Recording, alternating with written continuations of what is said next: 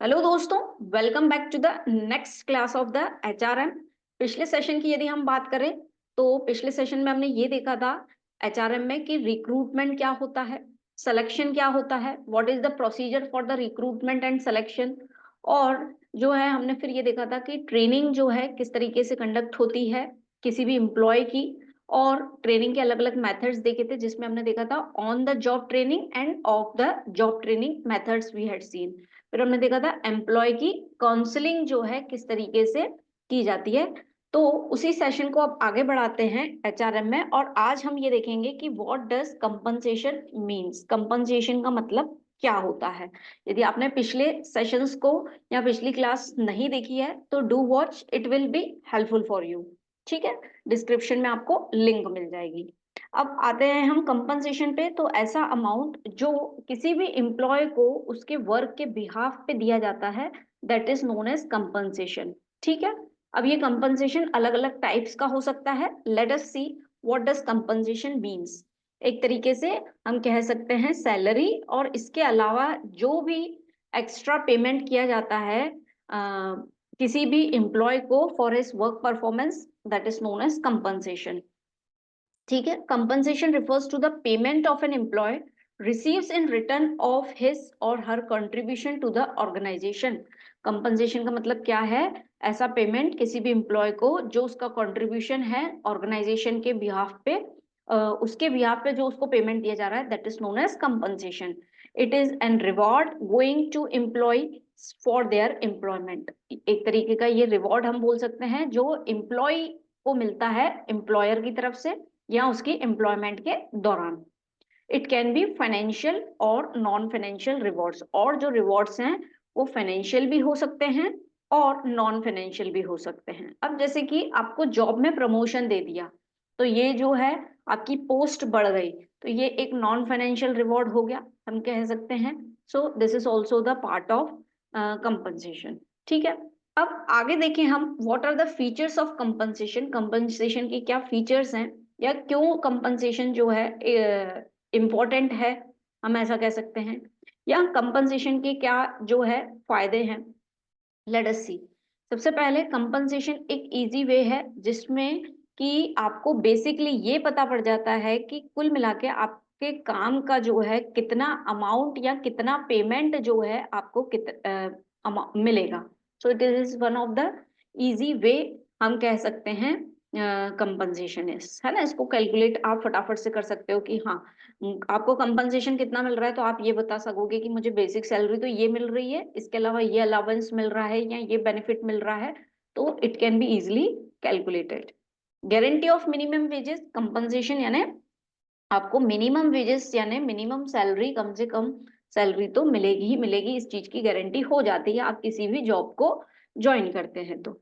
Beneficial to workers and management, और ये beneficial रहता है for the workers and management.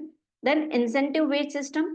Compensation में एक और चीज ये होती है कि इसमें इंसेंटिव वेज सिस्टम भी अप्लाई होता है, यानी यदि आपका परफॉर्मेंस अच्छा है then you will get a more amount और more payment of a salary.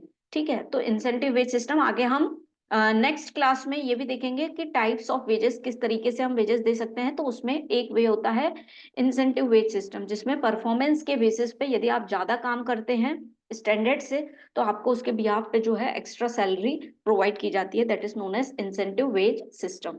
Then result based wages, कभी कभी जो है आपको आउटपुट के बेसिस पे आपने कितने समय काम किया है उससे कोई मतलब नहीं रहता है, जो आउटपुट या जो प्रोडक्शन हुआ है उसके बेसिस पे एक स्टैंडर्ड अगर फिक्स कर लिया गया कि स्टैंडर्ड प्रोडक्शन इतना होना था, यदि आपने उतना प्रोडक्शन जो है हुआ है तो उस हिसाब से आपको अमाउंट मिल जाएगा। मोर देन स्टैंडर्ड हुआ है तो और ज्यादा अमाउंट आपको मिल जाएगा, तो that is result based wages भी मिलते हैं या कंपनसेशन होता है। फ्लेक्सिबिलिटी रहती है कि या तो वेजेस या सैलरी जो है, या हम कहें कंपनसेशन जो है आपको या तो टाइम के बेसिस पे कि 9 आवर्स की शिफ्ट है, 6 आवर्स की शिफ्ट है, उसके हिसाब से आपको अमाउंट दे दिया जाए, या दूसरा हमने देखा रिजल्ट बेस्ड सिस्टम हो सकता है, या तो इंसेंटिव बेस्ड सिस्टम भी हो सकता है। प्रोविजन ऑफ बोनस, यदि आपने एक्स्ट्रा काम किया है तो आपको बोनस भी दे दिया जाएगा, या फिर कोई स्पेशल फेस्टिवल आ रहा है जिसके बिहाफ पे जो है कंपनी या ऑर्गेनाइजेशन अपने मन से जो है सभी एम्प्लॉयज को जो है बोनस गिफ्ट देना चाह रही है, तो ये प्रोविजन रहता है कि कंपनी आपको बोनस दे सकती है। वर्कर्स पार्टिसिपेशन, तो कंपनसेशन से जो है एक ये चीज होती है कि वर्कर्स का पार्टिसिपेशन या इन्वॉल्वमेंट बढ़ता है, क्योंकि उन्हें ऐसा लगता है कि they are the part of the organisation, और उसी बेसिस पे जो है वो बहुत अच्छे से काम करते हैं। देन प्रॉफिट कंपनसेशन जो है, we can say that it is a part of a profit, जो कि एम्प्लॉयज को शेयर किया जाता है in the way of salary. और कभी कभी ऐसा भी होता है कि कंपनी को जो है ज्यादा अगर प्रॉफिट हो रहा है तो वो अपने प्रॉफिट का कुछ हिस्सा जो है अपने एम्प्लॉयज के बीच में एज अ शेयर्स के वे में जो है डिस्ट्रीब्यूट कर देती है ना, ये भी होता है, जिसे हम स्वेट इक्विटी शेयर्स भी कहते हैं। तो this are the features of compensation. Compensation क्या है? ऐसा अमाउंट या ऐसा पेमेंट जो कि एम्प्लॉय को दिया जाता है उसके कंट्रीब्यूशन के लिए।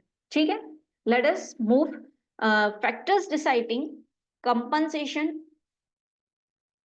फॉर एम्प्लॉयज, है ना। ऐसे कौन से फैक्टर्स हैं जो कि हेल्प करते हैं कंपनसेशन को डिसाइड करने में कि किसको कितना पेमेंट मिलना चाहिए या किसको कितनी सैलरी मिलनी चाहिए, या फिर इसको हम क्या कह सकते हैं, कंपनसेशन मैनेजमेंट डिटरमाइन। आप किस तरीके से कंपनसेशन डिसाइड करेंगे कि किस पर्सन को कितना अमाउंट मिलना चाहिए? तो सबसे ऑब्वियस सी बात है कि उसका काम क्या है, उसकी जॉब रोल या उसकी रेस्पॉन्सिबिलिटी क्या है, उसके बिहाफ पे आप डिसाइड कर पाएंगे कि उसको सैलरी कितनी देनी चाहिए। If someone is manager, his salary would be according to that. अगर कोई जो है क्लरिकल पोस्ट पे है तो जो है उसकी सैलरी कितनी होनी चाहिए उसके अकॉर्डिंगली। या फिर कभी कभी ऐसा भी रहता है कोई क्लरिकल पोस्ट पे है लेकिन उसका वर्कलोड या वर्क रेस्पॉन्सिबिलिटीज यदि हम कहें कि ज्यादा है तो उसको जो है ज्यादा अमाउंट पे किया जाए। तो ये एक फैक्टर है कि उसका जॉब रोल क्या है या उसकी रिस्पॉन्सिबिलिटी क्या है, जिसके बेसिस पे जो है सैलरी या कंपनसेशन जो है डिसाइड होता है। अब यहाँ पे एक प्रश्न ये भी आता होगा कि जब हम उसको सैलरी बोल सकते हैं तो कंपनसेशन क्यों नाम आ रहा है? तो दोस्तों, कंपनसेशन जो है एक ब्रॉड एरिया है। जब हम सैलरी की बात करेंगे तो जो आपको एग्जैक्ट अमाउंट मिल रहा है आपके एम्प्लॉयर से उसको हम सैलरी कहेंगे। कंपनसेशन में सैलरी के अलावा जो एक्स्ट्रा पेमेंट्स भी यदि आपको मिल रहे हैं, चाहे वो ओवर टाइम पेमेंट हो या फिर आपको कोई अलावेंस दे दिया, आप कहीं घूमने जा रहे हैं तो आपका खर्चा जो है कंपनी ने उठा लिया, आप ऑर्गेनाइजेशन या कंपनी में जो है गाड़ी से आते हैं और उन्होंने आपको पेट्रोल का खर्चा दे दिया, तो ये सब चीजें जो है कुल मिलाकर जो है आपके सैलरी का पार्ट बनती है। तो जो है इन सबको मिला के हम कंपनसेशन कहते हैं। ओके, अब नेक्स्ट कौन सा फैक्टर है जो कंपनसेशन को फिक्स करने में मदद करता है? तो जोग्राफिकल लोकेशन। आपका जोग्राफिकल लोकेशन यदि बहुत ज्यादा ऐसा एरिया है जो डेवलप नहीं है, एम्प्लॉय को अपनी प्लेस पे आने में ज्यादा समय लग रहा है या ज्यादा दिक्कत आ रही है, तो ऑब्वियस सी बात है उसकी जो सैलरी रहेगी वो ज्यादा रहेगी। क्योंकि यदि वो किसी इंटीरियर में या ऐसी जगह पे काम कर रहा है जहाँ पे मुश्किल होगी तो उसको सैलरी जो है, या ऐसा भी हो सकता है यदि एम्प्लॉय जो है कोई बड़ी मेट्रो सिटीज में यदि वर्क कर रहा है जैसे मुंबई दिल्ली, तो ऑब्वियसली वहां पे भी जो है सैलरी स्ट्रक्चर जो है कंपैरेटिवली हायर होगा टू द लोअर सिटीज, क्योंकि यहाँ पे जो है एक्सपेंसेस भी बहुत ज्यादा होते हैं। तो ज्योग्राफिकल लोकेशन जो है एक फैक्टर है जो कंपनसेशन या सैलरी डिसाइड करने में आपकी मदद करता है। देन एक्सपीरियंस एंड एक्सपर्टाइज, उस पर्सन का एक्सपीरियंस कितना है या एक्सपर्टाइज कितनी है। यदि फ्रेशर होगा तो ऑब्वियसली उसको जो है कम सैलरी मिलेगी, और वहीं जो है किसी के पास एक्सपीरियंस होगा अच्छा खासा या वो पर्टिकुलर उसकी कोई स्किल्स बहुत अच्छी होंगी, एक्सपर्टाइज होंगी, देन ही विल गेट और she will get a high amount of payment. तो ये एक फैक्टर है। एजुकेशन क्वालिफिकेशन जो है एक फैक्टर है कि आपका डिग्री क्या है और क्या होल्ड किया है। जब हम देखते हैं कि एमबीए किया हुआ पर्सन है लेकिन इफ ही होल्ड्स एमबीए किया हुआ है लेकिन आपने नॉर्मल कॉलेज से किया है, then you will get a appropriate average salary then the person जिसने एमबीए किया है फ्रॉम द बिजनेस स्कूल से। यदि कोई एमबीए करके और कोई काम कर रहा है तो ऑब्वियसली उसके पास उस डिग्री का होल्ड जो है ज्यादा है तो उसकी सैलरी भी ज्यादा होगी। तो ये एक फैक्टर है। Then performance and contribution, particularly कोई भी एम्प्लॉय जो है उसका परफॉर्मेंस कैसा है, अगर उसका परफॉर्मेंस, भले उसका जॉब रोल भले छोटा है लेकिन उसका परफॉर्मेंस बहुत अच्छा है, काम बहुत अच्छा करता है, तो ऑब्वियसली उसका पे स्ट्रक्चर जो है उसके हिसाब से बनेगा। हो सकता है उसकी बेसिक सैलरी कम हो लेकिन इसके अलावा जो है एम्प्लॉयर उसको बाकी सब बेनिफिट्स दे पाएगा, है ना, जिसे अभी हम डिटेल में भी देखेंगे। तो this is one of the important factor कि परफॉर्मेंस कैसी है उस पर्टिकुलर एम्प्लॉय की, जिसके हिसाब से जो है कंपनसेशन डिसाइड हो पाएगा। देन कंपनी की साइज एंड फाइनेंशियल हेल्थ कितनी कैसी है, यानी कंपनी खुद कैसी है फाइनेंशियली, वो भी डिपेंड करता है कि आपको कंपनसेशन जो है किस तरीके का मिलेगा। हो सकता है कंपनी जो है खुद ही बेचारी गरीब हो, यानी छोटी कंपनी हो, तो जो है आपको सैलरी भी वो कम ही प्रोवाइड करेंगे। यूजुअली आप देखोगे यदि कोई ऐसी कंपनी है जो नई नई स्टार्ट होती है, तो वो आपको बड़ी पोस्ट के लिए भी बहुत ज्यादा अमाउंट नहीं दे पाते हैं, क्योंकि that company is not financially sound, अभी तक वो फाइनेंशियली स्टेबल नहीं हो पाती है, तो वो अपने एम्प्लॉयज को जो है कम जो है सैलरी देती है। लेकिन वहां लोग इसलिए पसंद भी करते हैं क्योंकि वहां पे उनकी लर्निंग्स होती है, वहां पे वो बहुत कुछ सीख पाते हैं, तो काफी लोग जो है इस रीजन से भी ज्वाइन करते हैं। देन कंपनसेशन कितना मिलेगा किसी भी एम्प्लॉय को, ये भी एक फैक्टर है कि मार्केट में ट्रेंड कैसा चल रहा है, या इंडस्ट्री या मार्केट में, यानी आपके जो कंपिटिटर्स हैं वो किस तरीके की सैलरी दे रहे हैं पर्टिकुलरली अपने एम्प्लॉयज को उस पर्टिकुलर पोस्ट के लिए। तो ये भी एक कि मार्केट में ट्रेंड कितना चल रहा है, उस पर्टिकुलर पोस्ट के लिए कितनी सैलरी दी जाती है, ये भी एक फैक्टर रहता है जब कंपनसेशन डिसाइड किया जाता है किसी भी एम्प्लॉय को पेमेंट देने के लिए। Okay, so this is one of the important question, हम कह सकते हैं कि ये एग्जाम में पूछा जा सकता है कि यदि कंपनसेशन डिसाइड करना है तो उसके लिए कौन से फैक्टर्स जो हैं हम उसको कंसिडर करेंगे, या फिर जिसे हम कहते हैं कि कंपनसेशन मैनेजमेंट, यानी कंपनसेशन का मैनेजमेंट आप कैसे करते हो कि सैलरी कितनी देनी है, बाकी एक्स्ट्रा बेनिफिट्स जो हैं कैसे देने हैं। Okay, so this is the thing about the factors deciding compensation of employees. यहाँ पे हम ऑफ लिख देते हैं, ठीक है। आगे बढ़ते हैं, पे स्ट्रक्चर या कंपनसेशन। अब इसको यदि हम डिटेल में, अभी हमने क्या देखा कि कंपनसेशन किसको मिलते हैं, जो किसको बोलते हैं, जो पेमेंट जो है एम्प्लॉय को मिल रहा है उसके कंट्रीब्यूशन के बिहाफ पे, उसको हम कंपनसेशन बोलते हैं। तो इसको यदि अब हम डिटेल में बोलें तो इसको हम कहेंगे पे स्ट्रक्चर या कंपनसेशन।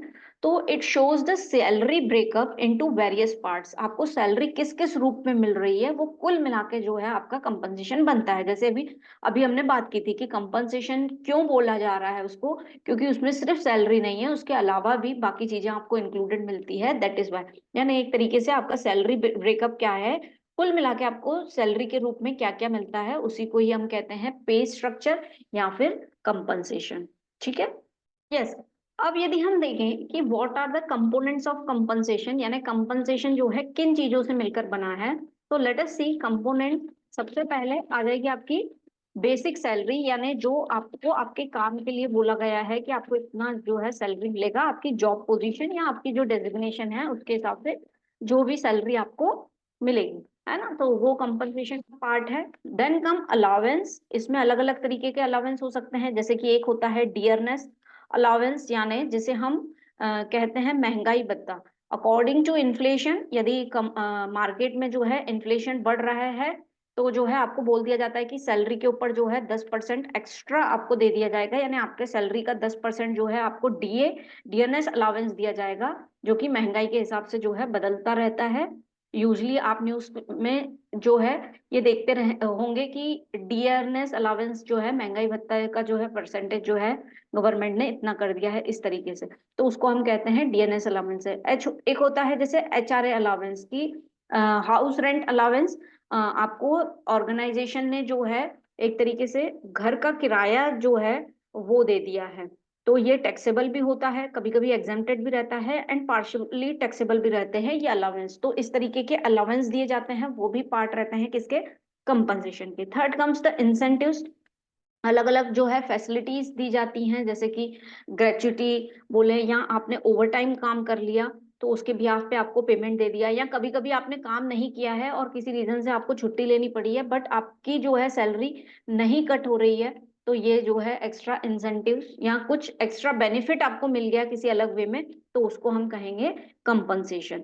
देन पर्क्स और बेनिफिट्स, जैसे हम एम्प्लॉय बेनिफिट्स के नाम से भी कहते हैं, एम्प्लॉय बेनिफिट्स या फिर पर्क्स, जिसमें आ जाता है फ्रिंज बेनिफिट्स, हेल्थ बेनिफिट्स या रिटायरमेंट। फ्रिंज बेनिफिट्स वो बेनिफिट्स होते हैं जो सैलरी के अलावा आपको मिलते हैं, ठीक है। जैसे कि अभी हमने बात की over time payment, extra payment जो दिया जाता है, या आपको जो है वेकेशन के लिए जो है आपको कंपनी ने खुद की तरफ से जो है स्पॉन्सरशिप कर दी, उसका पेमेंट जो है कंपनी ने दे दिया, तो this will be the example of that, है ना। हेल्थ बेनिफिट्स आपके लिए जो है कंपनी ने सभी इंप्लॉयज का इंश्योरेंस करवा दिया, that will be the health benefits. Retirement जो है आपका पीएफ वगैरह की फैसिलिटी जो है ऑर्गेनाइजेशन ने प्रोवाइड की है, so this are the perks और एम्प्लॉय बेनिफिट्स जो एम्प्लॉय को दिए जाते हैं सैलरी के अलावा, ठीक है। में भी देखेंगे because it is a different topic, अलग से सिलेबस में भी दिया हुआ है, तो इसको अभी हम डिटेल में भी देख लेंगे। देन बोनस, सैलरी के अलावा, जैसे कि अभी हमने बोनस के लिए बात भी की थी कि कंपनी जो है किसी फेस्टिवल पे या किसी बड़े इवेंट पे, कंपनी का कोई हो सकता है कि कंपनी को जो है 25 ईयर्स कंप्लीट हुए या कंपनी ने कुछ सेलिब्रेट किया, तो उसके बिहाफ पे उन्होंने प्रॉफिट का कुछ पार्ट जो है सभी इंप्लॉयज में डिस्ट्रीब्यूट किया, तो इस तरीके से बोनस भी डिस्ट्रीब्यूट करते हैं। और this all are the kind of, यानी ये कंपनसेशन के पार्ट हैं, या जैसे हम कह सकते हैं this is the component of compensation, ठीक है। ये हो गया हमारा कंपनसेशन एंड इट्स कंपोनेंट्स। अब बात करें हम नेक्स्ट टॉपिक की, that is known as the performance appraisal. तो परफॉर्मेंस अप्रेजल इज जस्ट, हम कह सकते हैं एक ऐसा वे या एक ऐसा प्रोसेस जिससे जो है जो भी एम्प्लॉय या जो भी वर्कर काम कर रहा है ऑर्गेनाइजेशन में, समय समय पर उसकी परफॉर्मेंस को इवेल्युएट करना, उसकी परफॉर्मेंस को चेक करना कि काम किस तरीके से हो रहा है, that is known as performance appraisal, ठीक है। आइए पढ़ते हैं। Performance appraisal is a systematic and periodic process of measuring an individual's work performance against the established requirements of the job. ठीक है। परफॉर्मेंस अप्रेजल क्या है? ये एक तरीके का सिस्टमेटिक एंड पीरियोडिक प्रोसेस है, यानी एक समय पे होता रहता है जहां पे इंडिविजुअल की वर्क परफॉर्मेंस को चेक किया जाता है अगेंस्ट जो जॉब, उसको रिक्वायरमेंट जिसके लिए उसको रखा गया है उसके अकॉर्डिंगली काम हो रहा है कि नहीं, ये चेक करने के लिए जो वे होता है या प्रोसेस होता है उसी को ही हम क्या कहते हैं, परफॉर्मेंस अप्रेजल। नाम से भी क्लियर है कि हम परफॉर्मेंस उसकी क्या करते हैं, मेजर करते हैं। It is a subjective evaluation of the employees strength and weakness, relative worth to the organisation. एक तरीके से एम्प्लॉय की स्ट्रेंथ और वीकनेस को जो है हम मेजर करते हैं, उसकी वर्थ यानी उसकी कितनी वैल्यू है उस ऑर्गेनाइजेशन में, इस चीज को हम मेजर करते हैं। एंड फ्यूचर डेवलपमेंट पोटेंशियल, और उसमें कितना पोटेंशियल है कि वो फ्यूचर में और अच्छा कर सकता है, तो this is known as performance appraisal, ठीक है। अब यदि हम ये देखें कि परफॉर्मेंस अप्रेजल करना इतना जरूरी क्यों है, why it is important performance appraisal, यानी किसी भी एम्प्लॉय की परफॉर्मेंस को मेजर करना इतना इम्पोर्टेंट क्यों है। सो लेट अस सी, सबसे पहले इम्प्रूव्स एम्प्लॉय परफॉर्मेंस। यदि हम परफॉर्मेंस अप्रेजल करते आ रहे हैं तो एम्प्लॉय को ये पता है कि मेरी परफॉर्मेंस जो है मेजर होगी, तो वो जो है इस तरीके से जो है उसके काम करने का वे जो है और ज्यादा इम्प्रूव होता जाएगा, क्योंकि उसको कहीं ना कहीं शॉर्टकमिंग्स दिखेंगी या उसको बताई जाएंगी बाय द मैनेजमेंट टीम, जिससे हर बार जो है उसमें स्कोप ऑफ इम्प्रूवमेंट रहेगा। बूस्ट एम्प्लॉय एंगेजमेंट, इससे ये रहेगा कि एम्प्लॉय जो है और ज्यादा काम करने का इच्छुक रहेगा, क्योंकि उसको ये पता है कि there will always be a checking, तो इससे जो है उसका एंगेजमेंट बढ़ेगा towards the working. Then helps determining training requirement, जब परफॉर्मेंस अप्रेजल होता है तब ये चीज निश्चित हो जाती है कि किन एम्प्लॉयज को जो है ट्रेनिंग देनी है, किन एम्प्लॉयज को ट्रेनिंग नहीं देनी है, या किस पर्पस के लिए जो है ट्रेनिंग देनी है एम्प्लॉयज को, तो ट्रेनिंग रिक्वायरमेंट समझ में आ जाती है by performance appraisal. Then enhance team communication, team का कम्युनिकेशन जो है, स्किल्स जो है बढ़ती है, आपस में जो है बातचीत जो है अच्छे से हो पाती है क्योंकि एक दूसरे को समझ पाते हैं। Helps in highlight the areas of improvement, ये पता पड़ता है कि कहाँ पे स्कोप है जहाँ पे और ज्यादा इम्प्रूवमेंट कर सकते हैं by the way of performance appraisal से। प्रोवाइडिंग फीडबैक, परफॉर्मेंस अप्रेजल में यही चीज होती है कि मेजरमेंट किया जाता है कि आपकी परफॉर्मेंस कैसी है, तो वहां पे जो है एक तरीके का आपका शॉर्ट एनालिसिस भी होता है कि आपकी स्ट्रेंथ आपको बताई जाती है, वीकनेस, और किस तरीके का काम आप और अच्छा कर सकते हैं, तो आपको एक तरीके का पूरा फीडबैक मिल जाता है परफॉर्मेंस अप्रेजल से किसी भी पर्टिकुलर एम्प्लॉय का। Okay, then determining compensation, performance appraisal के बेसिस पे जो है आप इजीली कंपनसेशन डिसाइड कर सकते हैं किसी भी एम्प्लॉय का कि उसकी परफॉर्मेंस कैसी है, उसके बेसिस पे उसका कंपनसेशन जो है क्या होना चाहिए। सो दिस आर, इसलिए जो है परफॉर्मेंस अप्रेजल जो है जरूरी है किसी भी एम्प्लॉय का। ठीक है, अब हम बात करें इसके मेथड्स की। किसी भी एम्प्लॉय की परफॉर्मेंस को मेजर करने के लिए अलग अलग वेज होते हैं, अलग अलग मेथड्स होते हैं। यदि हम उनकी बात करें तो दिस विल बी इंक्लूडेड इन, दो तरीकों से जो है हम इनका परफॉर्मेंस अप्रेजल कर सकते हैं। एक होती है ट्रेडिशनल अप्रोच, या जिसे हम कहते हैं ट्रेड्स अप्रोच, यानी ट्रेडिशनल वे होता है, और दूसरा जो होता है अप्रेजल बाय रिजल्ट, और अब के समय में जिसे हम मॉडर्न अप्रोच भी कहते हैं।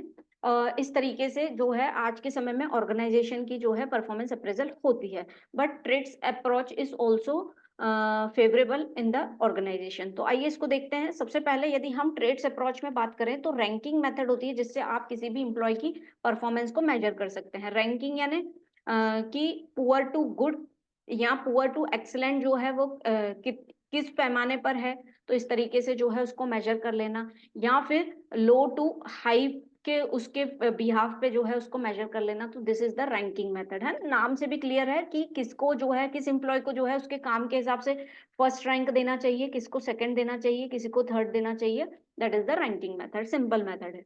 पेयर्ड कंपैरिजन, यानी यहाँ पे पेयर बना के जो है एम्प्लॉयज का या वर्कर्स का उनका कंपैरिजन किया जाता है। फॉर एग्जांपल, ए कोई एम्प्लॉय है तो इसका कंपैरिजन जो है बी से किया जाता है, फिर ए का कंपैरिजन जो है सी से किया जाएगा, फिर ए का कंपैरिजन जो है डी से किया जाएगा, और ऐसे ही ए का कंपैरिजन जो है ई से किया जाएगा। फिर जो है बी को लिया जाएगा, फिर बी का कंपैरिजन ए से किया जाएगा, फिर बी का कंपैरिजन जो है सी से, देन अगेन बी का कंपैरिजन डी से, और इस तरीके से ई से। और इसी तरीके से हर एम्प्लॉय का जो है पेयर में कंपैरिजन, यानी दो जनों का मिलके जो है कंपैरिजन की इसमें ये चीज अच्छी है, इसमें ये चीज बुरी है, that is known as the paired comparison. फिर यदि हम बात करें तो ग्रेडिंग की, जैसे कि स्कूल में दिया जाता है ए प्लस ए, बी प्लस बी, उसी तरीके से ग्रेडिंग सिस्टम अप्लाई होता है कि आपका एम्प्लॉय जो है आउटस्टैंडिंग परफॉर्मेंस है कि सेटिस्फैक्ट्री है कि नॉन सेटिस्फैक्ट्री है, इस बेसिस पे जो है जजमेंट करना, that is the grading system. फिर यदि हम बात करें ग्राफिक रेटिंग स्केल्स, अलग अलग रेट्स या पैमाने तय कर लेना और उसके बेसिस पे ग्राफ बना लेना कि ये जो है एम्प्लॉय किस चीज में अच्छा है। फॉर एग्जाम्पल, डिसिप्लिन कैसी है उस पर्टिकुलर एम्प्लॉय की, दूसरा उसका एटीट्यूड कैसा है ना, दूसरा उसका एब्सेंटिज्म कैसा है। जैसे जिस तरीके से स्कूल में हर चीज का रिकॉर्ड किया जाता है ना कि आपका एकेडमिक कैसा है, आप स्पोर्ट्स में कैसे हैं, और इस तरीके से वैसे ही ऑर्गेनाइजेशन के बेसिस पे जो है अलग अलग पैमाने रेडी किए जाते हैं, और उसके बेसिस पे ग्राफ बना के ये डिसाइड किया जाता है कि ओवरऑल परफॉर्मेंस कैसी है किसी भी एम्प्लॉय की। On the basis of graphic के हिसाब से जो है रेट दिया जाता है, that is known as graphic rating scales. फिर आता है आपका फोर्स्ड डिस्ट्रीब्यूशन मेथड। इसमें जो है सेम वैसे ही जैसे हमने रैंकिंग दी थी पुअर टू एक्सीलेंट, ऐसा ही कुछ होता है, लेकिन यहाँ पे ये देखा जाता है पूरा जो है कितने परसेंटेज एम्प्लॉयज जो हैं पुअर कैटेगरी में आते हैं, तो ये यहाँ पे जजमेंट हो जाता है। फिर जो है पुअर के बाद जो है थोड़े से एवरेज बेसिस पे यदि हम देखें तो एवरेज बेसिस पे कितने परसेंटेज एम्प्लॉय, सपोज यहाँ पे पुअर जो है 20% ऐसे एम्प्लॉयज हैं जिनकी परफॉर्मेंस बिल्कुल नेगेटिव है, ऐसा हो गया। फिर जो है 30% एम्प्लॉयज जो हैं जो कि एवरेज वर्क करते हैं, देन गुड का जो है रेशियो आ जाएगा, देन वेरी गुड या फिर एक्सेलेंट। इस तरीके से जो है इसे हम कहते हैं फोर्स्ड डिस्ट्रीब्यूशन मेथड, जहां पे ओवरऑल एम्प्लॉयज की परफॉर्मेंस का जो है परसेंटेज निकाला जाता है, that is known as forced distribution method. Then it is checklist method. Checklist method मतलब जिसमें चेकलिस्ट बनाई जाती है, यानी वेरियस क्वेश्चंस प्रिपेयर किए जाते हैं और वो जो है एम्प्लॉयज को दे दिया जाता है कि इसको आप फिल करके जो है सबमिट कर दिया, और उस बेसिस पे उनकी परफॉर्मेंस को मेजर किया जाता है। अब उनको आंसर जो है या तो यस और नो में भी पूछा जा सकता है, या फिर उनको एमसीक्यू बेस्ड क्वेश्चंस दे दिए और वो पूछा जाएगा। तो that is the checklist method, है ना, जिसमें ऑलरेडी क्वेश्चंस बिल्टअप करके और उनसे क्वेश्चंस पूछे जाने, that is the trades approach या traditional approach. Appraisal by result यानी ये परफॉर्मेंस के बेसिस पे कि कौन कितना काम कर रहा है, उस हिसाब से जो है उसको जज करना। अब ये कैसे जो है जज होता है, तो ये जो है ऑब्जर्वेशन किया जाता है उनका। ऐसा नहीं है कि किसी के जस्ट कहने पर कि ये पर्सन जो है अच्छा काम करता है, नहीं, इस चीज को ऑब्जर्व करना। और दूसरा जो है जो भी रिजल्ट आ रहा है उसको देखना और उस बिहाफ पे जो है डिसीजन लेना कि हाँ इस पर्टिकुलर एम्प्लॉय का जो है काम अच्छा है, उस बेसिस पे that is known as appraisal by result. इसमें और भी चीजें आती हैं जैसे कि एमबीओ, मैनेजमेंट बाय ऑब्जेक्टिव्स, जो कि हमने मैनेजमेंट कंसेप्ट में भी देखा था कि एम्प्लॉय को अपॉर्चुनिटी देना, पीरियड तक हमेशा लास्ट में बात पहुंचाना, बाकी सारी चीज जो है मैनेजमेंट के बाकी लेवल कर लेते हैं और टॉप मैनेजमेंट को सिर्फ इंपॉर्टेंट चीजें प्रोवाइड करना। तो ये होता है एमबीओ, मैनेजमेंट बाय ऑब्जेक्टिव्स, है ना। आपके सिलेबस में ट्रेड्स अप्रोच के पूरे मेथड्स हैं एंड अप्रेजल बाय रिजल्ट है, सिर्फ only this is included in your syllabus, ठीक है। तो ये हो गए मेथड्स ऑफ परफॉर्मेंस अप्रेजल, जिसमें हमने देखा ट्रेड्स अप्रोच के बेसिस पे रैंकिंग दी जाती है, ग्रेडिंग की जाती है, पेयर्ड कंपैरिजन किया जाता है बिटवीन द एम्प्लॉयज। ग्राफिक में हमने ये देखा कि हर पैमाने पर उनके एटीट्यूड, उनकी डिसिप्लिन, उनका एब्सेंटिज्म यहाँ पे आ जाएगा कि उनको मॉनेटरी बेनिफिट कितना मिल रहा है और उससे वो सेटिस्फाइड है कि नहीं। हर तरीके के पैमाने पे जो है ग्राफ बना के उनको उनकी परफॉर्मेंस को देखना कि जितना पैसा मिल रहा है उतना काम हो रहा है कि नहीं। फिर फोर्स्ड डिस्ट्रीब्यूशन मेथड में ओवरऑल परफॉर्मेंस देखी जाती है कि कितने परसेंट ऐसे लोग हैं जो बहुत अच्छा काम कर रहे हैं, जो बहुत गंदा काम कर रहे हैं, या जो ऑन एन एवरेज अच्छे हैं। तो ये देखना है बाय फोर्स्ड। और फिर लास्ट हमने देखा चेकलिस्ट मेथड, ठीक है। एंड अप्रेजल बाय रिजल्ट जो है आपकी परफॉर्मेंस के बेसिस पे जो है इसका जजमेंट किया जाता है, that is known as performance appraisal method by result method, ठीक है। अब बढ़ते हैं टुवर्ड्स द नेक्स्ट। दो टॉपिक्स हैं इस यूनिट में, जॉब इवेल्यूएशन, यानी हम जब परफॉर्मेंस को मेजर करते हैं, यानी एक तरीके से क्या कर रहे हैं, हम जॉब को ही इवेल्युएट कर रहे हैं कि काम किस तरीके से हो रहा है, दैट इज जॉब इवेल्यूएशन। आइए पढ़ते हैं। It refers to the systematic technique of determining the relative performance of job in terms of duties and responsibility of an employee। ठीक है, कि एक किस तरीके से काम किया जा रहा है, उसमें सिर्फ परफॉर्मेंस को मेजर किया जाता है कि जो एक्चुअल स्टैंडर्ड परफॉर्मेंस होनी चाहिए और एक्चुअली वर्कर किस तरीके से कर रहा है, उसकी स्ट्रेंथ क्या है, उसकी वीकनेस क्या है। एक तरीके से उसके जॉब का विश्लेषण किया जाता है कि वो काम किस तरीके से कर रहा है। यहाँ पे भी वही चीजें होती हैं। ये भी देखा जाता है कि उसके अलावा ये भी देखा जाता है कि उसकी ड्यूटीज और रेस्पॉन्सिबिलिटीज उस एम्प्लॉय की वो कर रहा है कि नहीं कर रहा है। Job evaluation is the task of human resource management, does not end with the placement of employees and their training। Job evaluation का मतलब ये नहीं है, evaluation का मतलब कि जस्ट आपने प्लेसमेंट कर दिया एम्प्लॉय का, उनको ट्रेनिंग दे दी और आपका काम खत्म हो गया। After the placement the employees after the placement of employees, the employer as well as the employees would wish to know whether the employee has been able to come up with the general expected performance, that is the evaluation and measurement। इसको हम कह सकते हैं कि job evaluation it is just a part of performance appraisal उसमें। लेकिन performance appraisal और job evaluation में सिर्फ एक डिफरेंस ये है कि परफॉर्मेंस अप्रेजल जो है समय समय पे it is a periodical process. हर बार जो है किसी भी एम्प्लॉय की जो है पोजीशन को या परफॉर्मेंस को जो है मेजर किया जाएगा समय समय पर। और जॉब एवोल्यूशन ऐसा है कि प्लेसमेंट के बाद जो है ये देखा जाता है कि वो पर्टिकुलरली जो एम्प्लॉय है वो जनरल एक्सपेक्टेशन जो उससे है क्या वो फिलफिल कर रहा है कि नहीं, क्या वो एक्चुअली जिस पोस्ट के लिए उसको रखा गया वो काम कर रहा है कि नहीं। तो ये हम कह सकते हैं it is after the placement process, है ना। और सेम ये जैसे जॉब इवोल्यूशन होता है वैसे ही परफॉर्मेंस अप्रेजल होता है, but it is periodical in nature, ठीक है। फिर आता है हमारा yes the topic fringe benefits. Fringe benefits salary के अलावा जो बेनिफिट्स आपको मिलते हैं उसे हम कहते हैं फ्रिंज बेनिफिट्स, ठीक है। Fringe benefits it is the facility given to the employees which is over and above their wages और सैलरीज। सैलरी और वेजेस के ऊपर जो आपको मिलता है उसे हम कहते हैं fringe benefit and is given in instalments. और कभी कभी यदि अमाउंट में है वो तो वो आपको इंस्टॉलमेंट में मिलता है। All the amount spent by the employer for timely payment of wages is included in the category of fringe benefits। अब इसमें क्या क्या इंक्लूड होता है? It includes extra payment for work time worked overtime, okay, overtime shift है तो उसके लिए डिफरेंशियल हॉलीडे प्रीमियम, यदि कोई हॉलीडे आपको अलाउंस दिया है तो वो जो है फ्रिंज बेनिफिट्स में आ जाएगी। Payment for time not work, जब आपने काम नहीं किया है उसके लिए भी आपको पेमेंट दे दिया जाता है। जैसे आपको सपोज 1 मंथ की सैलरी दी जाती है और संडे जो है आपका जॉब नहीं लगता है, तो संडे एक ऐसा पेमेंट है, संडे का पेमेंट जो आपको विदाउट वर्क के लिए भी पे किया जाता है। So this is the fringe benefit. कि ठीक है हम आपके संडे के पैसे नहीं काटेंगे, तो ये एक फ्रिंज बेनिफिट का पार्ट है। Payment for employee security, employee की सिक्योरिटी के लिए यदि कुछ करवाया है, जैसे इंश्योरेंस करवा दिया या उनका हेल्थ चेकअप करवा दिया रेगुलर वे में, तो this will be the part of fringe benefits. Payment for employee service, और एम्प्लॉय की सर्विस के लिए उनको पेमेंट देना कुछ extra, that will all be included in the fringe benefits. यानी फ्रिंज बेनिफिट्स का मतलब सैलरी के ऊपर आपको कोई भी पेमेंट देना, that is known as the fringe benefit. ठीक है। अब इसके अलावा दोस्तों एक टॉपिक हमने पिछले सेशन में पढ़ा था, वो इस यूनिट का भी टॉपिक है, दैट इज हमने देखा था जॉब चेंजेस, है ना, ऑलरेडी हमने उसमें पढ़ लिया है, तो हम यहाँ पे नहीं देखेंगे। जॉब चेंजेस में जॉब आपकी अलग अलग कारणों से चेंज होती है, तो हमने पिछले सेशन में लास्ट टॉपिक्स यही पढ़े थे कि प्रमोशन क्या होता है, डिमोशन क्या होता है, एंड ट्रांसफर क्या होता है।